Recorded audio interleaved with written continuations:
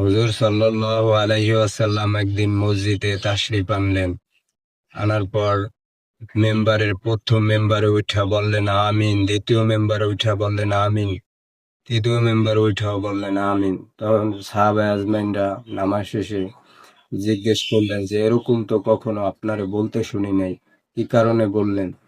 তখন হুজুর সাল্লাল্লাহু আলাইহি ওয়াসাল্লাম বললেন, তোমরা তো দেখো নাই, আমি যখন মেম্বারে পা রাখলাম জিব্রাইল আলাইহিস সালাম আসিয়া আমার কাছে হাজির হইল। বলল আল্লাহ তাআলার পক্ষ থেকে। তখন বলল যে রমজান পায়াও যে গুনাহ মাফ করতে পারলো না সে ধ্বংস হোক। আমি বললাম আমিন।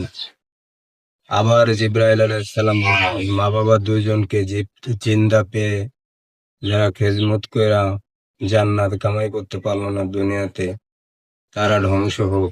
আমি বললাম আমিন।